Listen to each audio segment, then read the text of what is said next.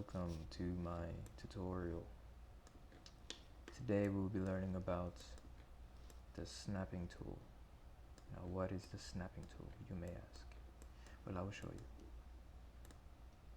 First you go into modify, then you go into align, and then snap together tool.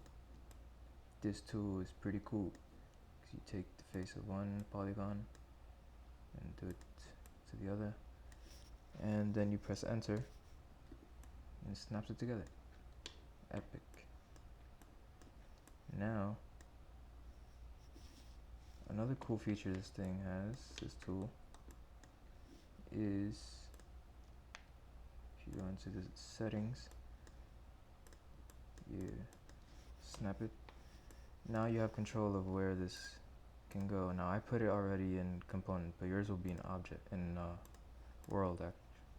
World. And what this does is it makes the I forgot what these are called. The guiders, you know what these are. These things.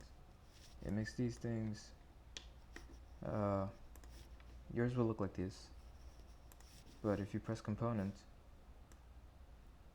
you can then slide it on the polygon without it, going through, unless you do this. So yeah, I first found out about this in about a month ago.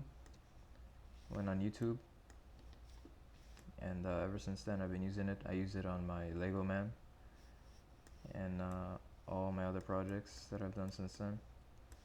It's very useful, especially in projects that require a lot of that have a lot of polygons that stick together, obviously. And yeah, that is it.